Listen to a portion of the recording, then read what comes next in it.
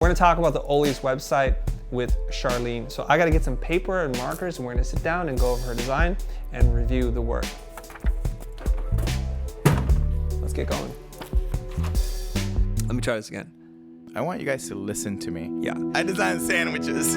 My name is Jose Caballero and I talk about the design of business. I talk about a lot of stuff. My name is Chris Doe and I talk about the business of design. At the center of this operating system, it's about understanding. Jose, can we just tell them what the show title is? I hate you, dude. You are watching The Process. All right, Sharleen, you ready? Yes. All right, cool. We've been working with Ollie's, I think, for the last 2 or 3 years. Initially, they wanted us to only design the new logo, produce a few marketing videos, which was really important in telling their story, and just a landing page. And shortly thereafter, Ernie, the manager and co-owner of Ollie's, asked us to design the rest of the site because the user experience was very fractured, because you would land on the page and then you would go deeper into the site and there would be a total disconnect. I'm sitting next to Sharleen Chen, and she's an MFA candidate at Cal Arts, and she's interning for us during the summer. She's got 1 year left. Great. So she's been working on the Ollie's website, among all the other things that she's doing. She's going to take us through the different iterations that she went through to come up with the design. Starting off with the wireframe. We'll start with the wireframe. That makes sense. Let's look at it. While you're pulling that up, I'm going to tell everybody, in case you don't know, Ollie's is a remote fishing lodge based out of the central west coast of Canada.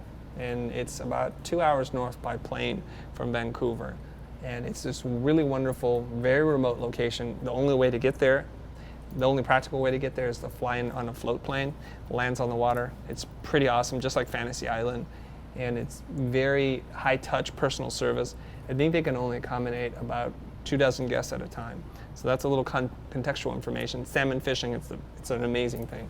This is the first time we're unveiling the wireframes for the Ollie's website. And it's all built from the discovery session and the planning session that we had with Jose. And why don't we zoom out? Let's take a look at let's take a look at the big picture. So one way to understand wireframes, and I would mess this up before, is it's just chunks of boxes and copy that are roughly representative of the site architecture, and certain features and functions. So here, let's zoom in on the landing page. So we've already worked out the navigation bar, what's going on there, and we have 2 very clear call to actions to sign in and sign up, because we want them to sign into an account. More on that later.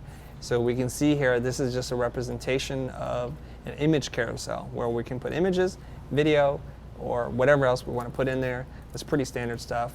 And then we have our first bit of copy, theoretically above the fold. It's going to talk about something. This is all just placeholder text, right? But the experience of understanding what the fishing lodge is about, getting a tour, a virtual tour via the Walk the Dock video, a history, it's this family-owned fishing operation, where it's located, and this is some social proof here. The Decade Club is a representation of all the people who have gone to Ollie's for 10 years or 10 trips or more. So once you get into the Decade Club, they treat you, you get your name on a plaque. It's pretty cool. I think that's pretty awesome. And then things that they feel are important to them, weather information, because oftentimes when you're flying in, there's heavy fog, and so they need to know what the dock camera looks like and the weather camera. So believe it or not, one of the companies that they charter planes from is called Sea Airplanes, Sea Air. Yes. They actually look at the dock cam to see if it's safe to send a plane in, because it's 2 hours away, and they're not going to send a plane in if it's heavy, heavy fog. So that's something that's important to them. And the last thing at the bottom here is a call to action. Theoretically, if you've been driven down to the site and it's enticing to you, we want you to join the newsletter. And what we want to do is give you something for it. I think this is a placeholder, actually, for what the newsletter looks like, potentially, or maybe the Ollie's fishing guide.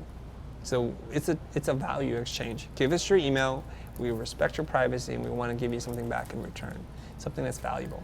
Okay, so there's a bunch of video content there, photos, and something we call our graduates, because this is the fishing school, so people get an education when they go there. I learned a lot about fishing overall, just not salmon fishing.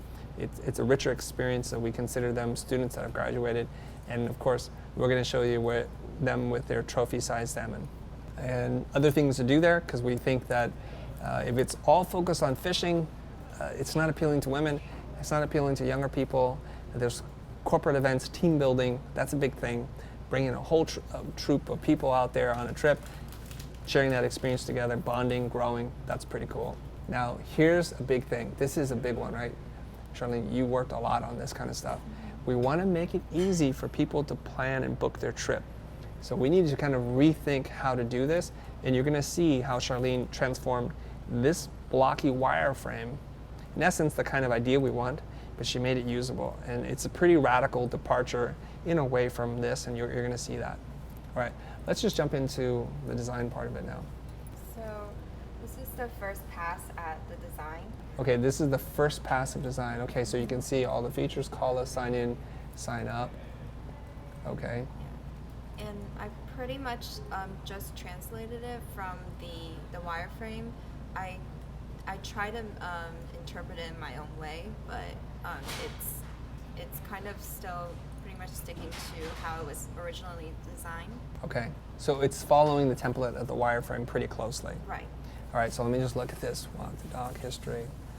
Okay. There's some things already that's throwing me off, right? So the first thing is, these are supposed to be representative of photos where you would see the white edge, and so there's a proportion issue here. I think, unless it's a Polaroid, which this is not meant to be, because a Polaroid you would know that the bottom margins are thicker. And this is supposed to look like a photo, so I think paying attention to the margins, the detail, that will let you know it's a photograph, not a photo mounted on a piece of paper over other photos, right? Okay? And we see the kind of blockiness, and I think in the evolution of the design, I think at this point in the game, I was saying it needs to have that kind of outdoorsy cabin, man cave, hipster vibe, because that's really the vibe that we're going for. And the key word that we used before was to describe it as, what were the two key words? Do you remember? I'm drawing a blank right now. I just remember you said... It's refined rustic. Right. I just tested you and you totally failed. So we're looking for more of the rustic quality. This feels a little bit on the corporate side, right? So let's keep going. So I think we're starting to get somewhere with these kind of hyper-stylized banners. I think that's what that's representative of, right? It's a banner. You've got the map, but it's feeling really cold, a little digital. Okay. The Decade Club. Okay, so now you're starting to explore some kind of crest or symbol, and I think that's moving us in the right direction. I'm not loving that particular font combination just yet. Maybe you'll play around with that, and maybe that diamond isn't quite right. I don't know. Okay, looking for something a little more organic. Okay, keep going. That feels really good. That's got a nice vibe to it. It's got a lot of open space. There's some kind of seemingly like hand-painted details around there. Maybe the clouds feel a little funky, but I like where that's going. Okay. Okay. Now it's a lot nicer to see this because there's a preview image instead of just a box saying "Watch the doc cam." That's not very appealing. Maybe the way the borders around here, I'm not sure how they feel just yet. So let's see where you take that. Okay. All right. So do you have another page? What else you got? Okay. All right. So the feedback I received was that it was too digital looking. Yeah. Kind of template-y. Yeah. Try to make it a little more unique and personalized. Okay, so I don't remember if you did this before, but now you can see some distressing within the type. Yeah. It has kind of like a sponged on effect, which I think gives it that patina. This is the rustic thing that I was talking about. And then the photo here, it's not the sexiest photo to kind of sell this as the fishing lodge. And I was thinking too, like maybe you could do something with a box and make it a little bit more organic, kind of feeling like that. It could be drawn or something a little looser, okay? Something that, the cool thing about being out there, like everything seems to have a story. So nothing is brand new, okay? So let's keep going. Design, I think, is an iterative process, especially for web.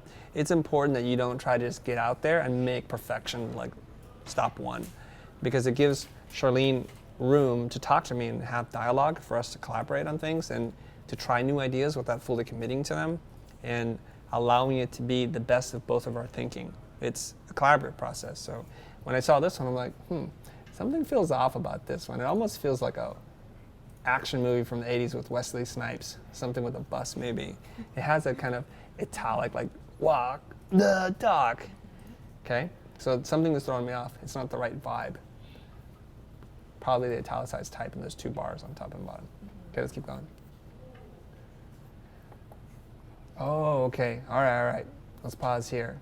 Now notice here, she's using a wood pattern, which I love. So this is like reclaimed lumber, timber, right? We still have the issues with the photos, but the thing that's killing me on this right now is everything is super flat. Can you guys notice how flat everything is? Like, it feels like there's only a 16th inch between the piece of wood and the photo and the map. Nothing has depth, and there's really no lighting involved. So I think you need to get in here and start to maybe use Photoshop to adjust the color correction, create a little bit more of a vignette on this, a light source, things to cast shadows. We also know, like, let me give you an example here. So this sheet of paper is right on top. So it's gonna lay flat and it's gonna have an even shadow around. But notice even with the piece of paper, as I'm trying to demonstrate this, it has a little curvature. So what we wanna do is, if we can bend the shadows, it creates the illusion that the photos don't sit perfectly flat on top of each other as if sandwiched between 2 pieces of glass. We don't want that. And the map needs to have some kind of shadow that's a little bit more pronounced and some lighting effect to it as well. All right, keep going. So here, let me just comment on something. Here's a tip for you guys. In the digital world, if you create something that's totally out of focus like this is completely blurry, right? It looks really fake. It looks like you just don't know how to focus. Now, there's ways that we can cheat that. What we do is do selective focus, where we simulate the look of shallow depth of field, where you have some parts in focus. You need to have some parts in focus, otherwise it just feels like low res, out of focus. I like that you're breaking this up. Yeah. A lot of the web is very gridded and boxy, that this creates illusion that there's a little bit more going on, okay? I don't love this little ribbon thing. It just feels like it's like a July 4th graphic. Something about it throws me off. Ooh, I like this a lot. Oh, okay. This is an idea I love, because when you have a great landscape shot like this and you blend the edges into the entire photo, we don't know where the photo ends and begins. It just becomes part of the whole thing. And I love that. We're erasing some of the boxiness of these kind of layouts. All right, let's keep going. And it's evocative. It feels like it's the right vibe. I like this a lot. I love this typography. This is a much better script face, and it feels more like a marker or thick Sharpie or ballpoint pen. And I like the linear quality to it. These little decorative elements really are starting to speak to me about that kind of refined rustic aesthetic. And this chunky typeface, all that's starting to work for me now. And I love that he's cupping the reel, and it looks really good. We still haven't resolved the photos and the photo edges just yet, right? Yeah. Okay. I like the pairing of the images, though. And for people that don't know, that's actually my dad. I did not tell you to put my dad in there. You just picked that photo, right? Yeah. Just so you guys know. And even though that's a halibut, like I think he's fishing for halibut there in this picture, and that's not halibut, but that's totally okay. I like the juxtaposition of fishing and fish being caught. There's something cool about that. And I think the viewer, according to Scott McCloud, the guy who wrote Understanding Comics, his theory is about when you see 2 images, something happens in between. He calls it closure. Your mind puts the 2 together. Fish being caught, man fishing, we just assume they're part of the same story, even though they're totally not related. I like the videos with the sunburst and kind of shaping the type. So this is a different treatment of looking at this. This one's a little, I guess they're all a little different, where you have kind of a double line, like a marker that's kind of old, drawing that. It's a stroke effect in Illustrator, isn't it? Okay, great. Okay, so now I imagine you're doing a lot more compositing in Photoshop now? No, this is still in Illustrator. Still in Illustrator. It still has the Illustrator look. Yeah. And you guys are going to see this transform in many different ways, from the selection of the photos. And these are Polaroid looking kind of images, so the proportion feels right to me. Is that a knife? Yes. That's a funny looking knife. Okay, so here's where you got to get into art direction and design. What kind of pencil, what kind of knife? Why are these leaves here? Because mostly out there it's rocks and certain kinds of trees, but I don't think it's like this maple leaf or whatever that leaf is. Okay? So right idea, we just have to, I have to get you immersed a little bit more in the outdoors fishing culture. Those are the kind of trees. I don't know what kind of trees those are. All right. Ooh, I like this. This is quite nice. You're layering in 3 or 4 pieces of paper. It doesn't take up any more real estate, but it's starting to create that illusion of depth. If you were to go in and paint shadows in here at different degrees, it's going to start to pop. Oh, I love this. Okay, so here you've got the coffee ring, the stain. I like that. The little splotches of junk and schmutz, I think, start to give it that patina I'm looking for. These strips of paper kind of taped together with strips of masking tape feel really good to me, like it's a collage that you're putting together. It has a great scrapbook feel, and we want it to feel that way, like these are precious moments and memories in time. Okay, let's go. Awesome. Okay, what's next? I'm not going to show you guys every iterative step because Sharleen went through many rounds of revisions to get this thing to look right. And Jose describes his process like we're not trying to get to David if we're like doing a sculpture. We're just chipping away at the marble. So we kind of feel out the form. It starts to get closer and closer. And then at some point we start putting sandpaper and we kind of really get into refined qualities to it. But first we're just blocking. So we're going to skip past that. Now, if you guys want to see all that blocking, because I don't want to bore you guys to death, we can do a separate video where we'll show you maybe time lapse, kind of something like that. But I think in the sake of time and the kind of Julia Child's way, let's see the finished product. Can we do that? Yeah, sure. Let's pull that up on screen. Oh, I remember some of this conversation. Look how far this has come. And this almost looks like a picture-perfect postcard. This is the lodge. There's a certain color correction to it, the skies, the kind of yellowing, the vintage quality of it. It may not be perfect yet, but it's really starting to talk to me in terms of the vibe.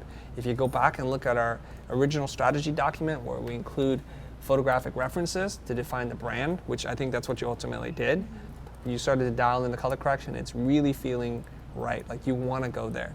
It's not supposed to be like this slick, polished thing.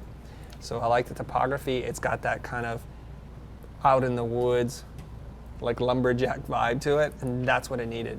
It's got the right amount of distressing, and it's still legible. So that's important too. And then walk the dock. Okay, so this is a different type treatment. I like that. That's working. That's really nice. Okay, so this is a big departure here. Check this out. She's got the reel in there, this kind of circular form. It seems to mirror the reel and the compass, things of 3. Check that out. So big, medium, and maybe that should be smaller, but anyways, we got a bunch of photos. There's a lighting effect now. You can see there's shafts of light. Modeling the light is really important. And how did you do that? I used levels in Photoshop and then masked it to create that shaping effect. Yeah, and was that intuitive for you to do? It was pretty easy, yeah. But Chris gave me some Oh, pointers. there's a guy sitting across from you who taught you how to use Photoshop shadow, lighting, masking things. Super easy. Yeah. The truth of the matter is this, guys. I only know like 5 or 6 tricks in Photoshop, but you can use them over and over again in combination with each other to really craft and make an image pop. You can see, if you rewind the tape to wherever that point is, it's pretty much the same design, but just creating these shadows, like the way that they're cast, like uneven shadows. Look at that. See that right there? Where it comes out? It makes the edge, this bottom right edge, look like it's tipped in. Look, there's some curvature to it. It's just an optical illusion. Did you really bend it? No. You didn't have to bend it. So the shadow really creates this convincing effect. Look how much more dynamic that looks from being pieces of photographs being sandwiched between glass, or something that somebody just threw it kind of haphazardly, strewn about, and just carefully art directed to look perfectly imperfect. And that's what you have there. I like that. I like the smiles, and I think this is a nice combination of imagery that just really captures the feeling really fast about being out there. Okay? The compass, the map, the torn edges, really beautiful. The little drop shadows that you've created. I like this little arrow that kind of points in. Oles, you circled it. We messed up before, just full disclosure. We didn't know exactly where it was on the map, and our clients told us, no, it's there, not down there, right? Yeah. Yeah, that was good. And oh, I remember this. This is your idea, to do this kind of black and white photocopy effect, and I like that a lot because it's not making the image more complicated, but it is giving me a level of texture and kind of a secondary, tertiary read, and I really like that. That's the float plane I'm talking about, you guys. See those pontoons? Okay, here we go. The Decade Club. there's a lot of Photoshop work involved here from taking it from the original image. One is you turn it on a little Dutch angle, which is not to make it parallel to the picture plane, which makes everything flat. The next thing that you did was you added selective focus, so you created a little mask around here and you blurred everything else out. You then also added vignetting and some color correction, and it really feels like you walked around there and you took this photo. And that's the beauty of somebody who knows how to design and use Photoshop. You can shape the image. Well done. Keep going. The weather, okay, so we moved away from the clouds. It's in this kind of diamond pattern. I love the blue skies. It's not too saturated. It doesn't feel, what is that called? Super hyper real, whatever. So this starts to work for me. Great. I like these little decorative motifs too. Get periodic updates. Great. Join our newsletter. Okay, look at this. Right now she's got a box. Remember before it was just a really clean box? This has a little distressed edges and looking perfect edges and little dots, like it's been photocopied or distressed a little bit. And this image I've always loved. So she's now taken the bottom part and tied it to some clouds, and I like that. The web developer is going to freak out probably because this is a giant image, but we'll cross that bridge when we're there. Okay? Let's pan over to the next image or the next design. Okay, this hasn't changed too much. Once you nail this, it was like done. We need to change this to match that. This has more of a sloppy painted edges. I like the sharpness of the other one. Let's keep going down. Okay, so here you are. There's my dad again, the fishing. Changed the proportion and added some of the dock materials in the back, right? Was it before just a piece of wood? Or what was it? I can't recall, but what I did do was add the shadows to make it look more real and added some more layering with the photos. Gosh, the shadowing effect goes a long way. That person who taught you that is a genius.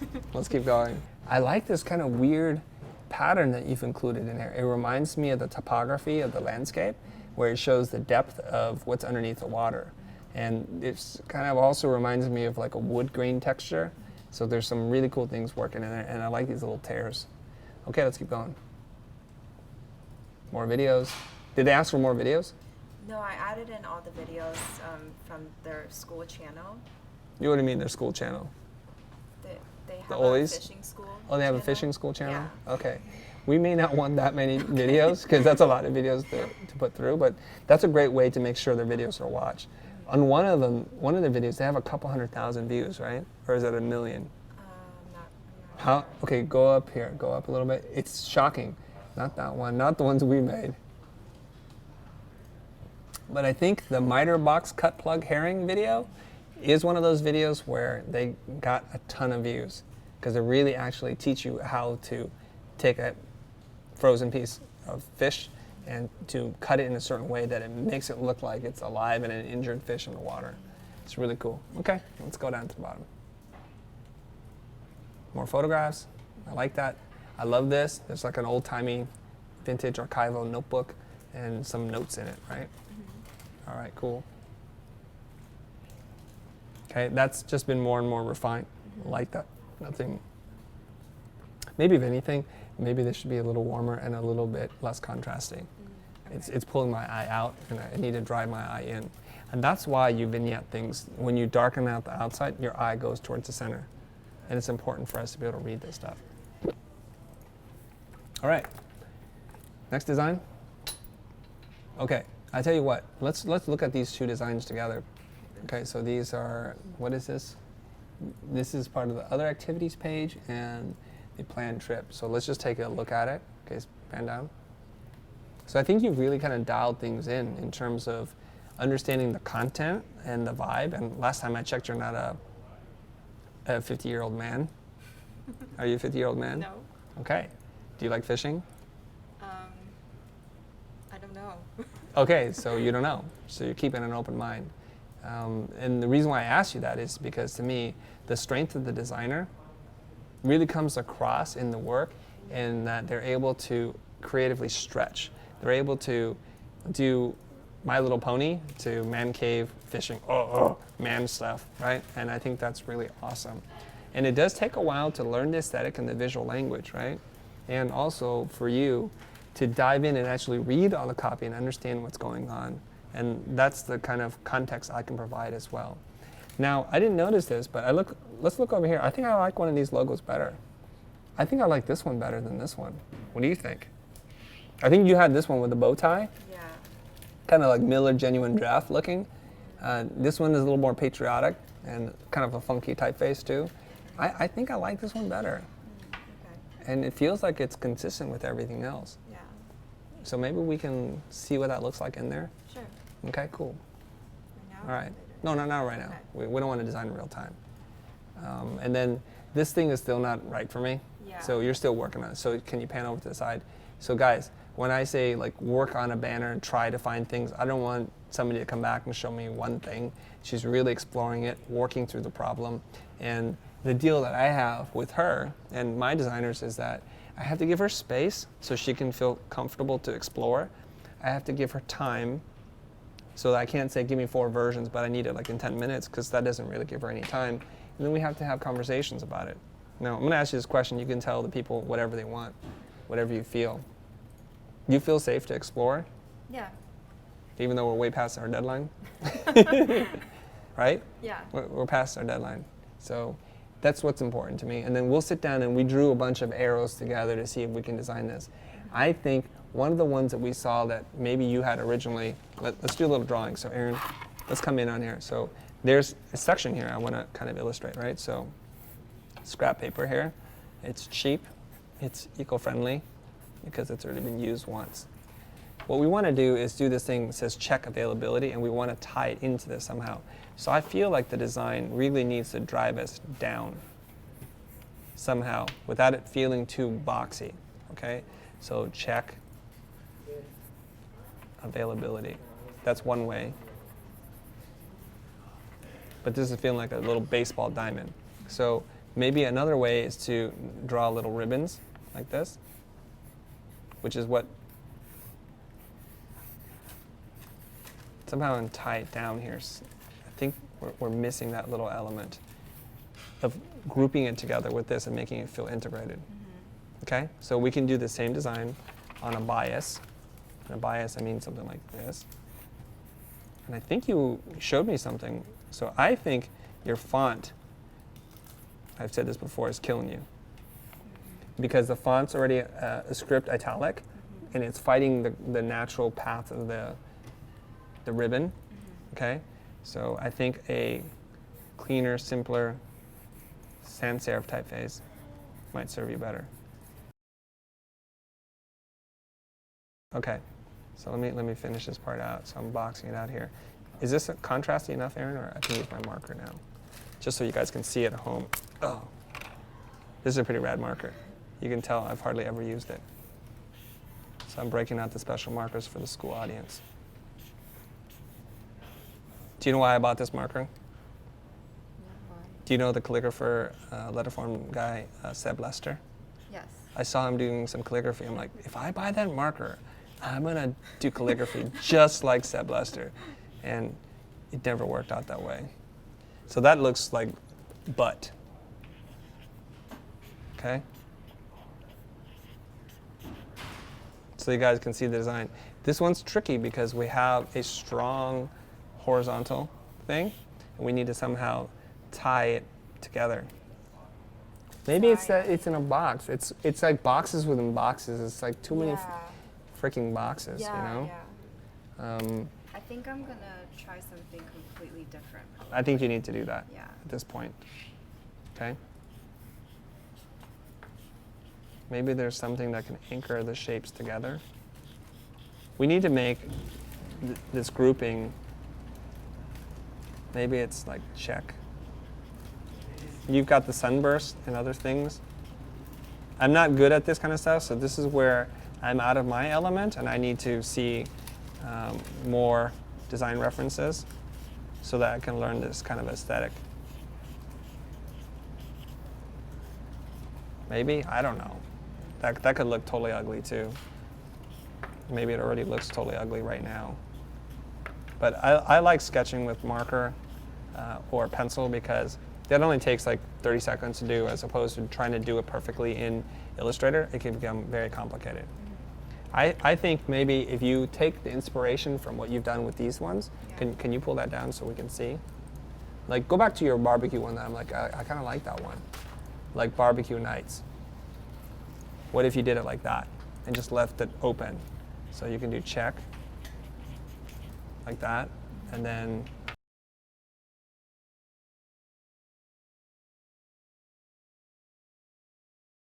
I don't know.